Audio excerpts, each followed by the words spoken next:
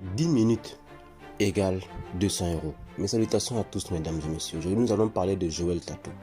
Pour ceux qui ne savent pas, ce prophète, cet homme-là que vous êtes en train de voir, pour lui, pour avoir un entretien avec ces derniers, il faut payer 200 euros.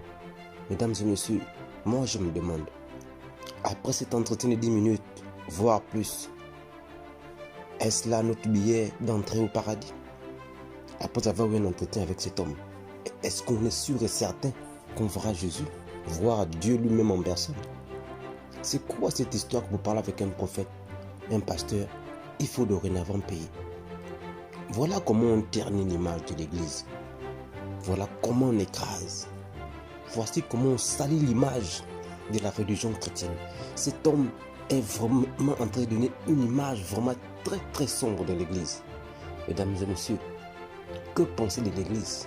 Que penser des prophètes? Voici pourquoi aujourd'hui plus personne n'y croit, plus personne ne les prend au sérieux. On les prend tous pour des magiciens, pour des voleurs. Sincèrement, ça c'est du vol. Écoutez très bien le grand frère Balikoche. Il a quelque chose à dire à ces messieurs. Et à tous les chrétiens d'ailleurs. Seigneur Jésus, où allons-nous? Jusqu'à quand on va terminer comme ça là? Jusqu'à quand on va se comporter comme ça?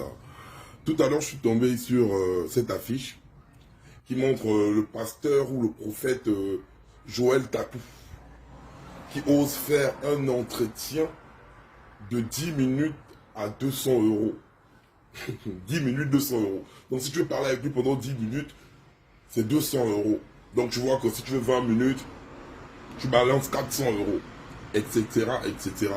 Et il n'est pas à son premier essai, hein, parce qu'il y a beaucoup de frères africains qui partent dans son église, qui sollicitent un entretien et qui dépensent des sommes exorbitantes.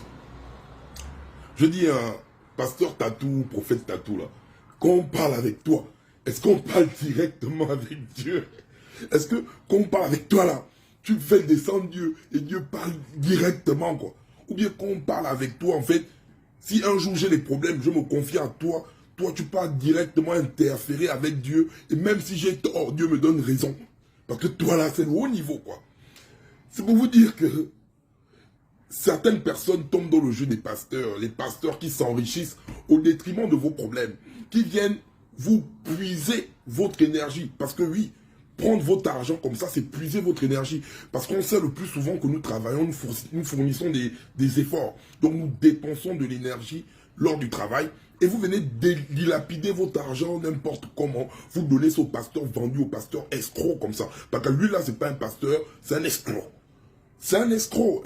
Il faut savoir appeler le chien par son nom. On ne se comporte pas comme ça. Ça, c'est du vol.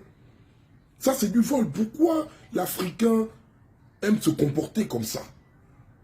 Il faut prendre conscience que ces derniers arrivent à nous manipuler parce que beaucoup de personnes n'ont pas confiance en elles. Et eux, ils viennent en se servant du nom de Dieu, vous motiver avec quelques paroles, quelques petits charmes, et parfois même, eux-mêmes, les hommes de Dieu en question, c'est les magiciens, c'est les adeptes de gris-gris. Du coup, tu es maintenant moutonisé, tu es là, tu ne vois plus rien en fait. Faut arrêter de partir n'importe où, n'importe comment, remettre votre argent à n'importe qui, la sueur de votre front, vous dilapidez ça de la sorte. Le pasteur Tatou là, lui, c'est un bandit. Il ne peut pas faire 10 minutes à 200 euros, les gars, évitez ça. Évitez ça. Et je vois les gens qui parlent cotiser pour dire oui, c'est Dieu, c'est machin, on va toujours continuer. Parce que vous ne voyez pas que eux, ils deviennent de plus en plus riches. Parce qu'en Afrique, hein, beaucoup de personnes ont compris le secret pour percer. Parce qu'en Afrique, dans notre continent, là, les églises poussent, hein, poussent de partout. Dans un quartier en Afrique, tu vas trouver peut-être 8 églises. Hein, 8 églises dans un seul quartier. Et là, c'est même le quartier, la somme minimale, en fait.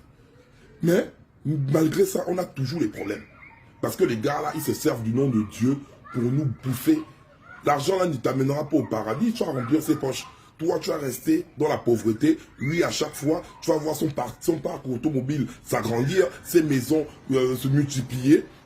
Entre vous-même dans l'église, il se met à abuser sexuellement des fidèles. Il fait tout un désordre. Et vous prenez votre argent. Les gars, Arrêtez de dépenser vos sous dans les églises. Concentrez-vous. Cherchez Dieu, les gars. C'est le plus important.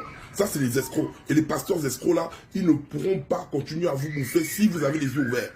Arrêtez de donner votre esprit comme ça, vous donnez n'importe qui impose les mains sur vous. Peut-être il est là, il te prend la bague, il te tape sur la tête, il te dit que tu t'as enlevé les esprits. Or, il est en train de te faire même du mal au visage. Calmez-vous, hein, et Jésus revient bientôt. Et la première frappe, le premier lieu où Jésus a frappé, c'est dans les églises. La Bible nous-même le dit. C'est que la Bible a senti que beaucoup vont venir jouer avec le nom du Seigneur. Donc faites très attention la famille et méfiez-vous des faux pasteurs. On ensemble vos poids.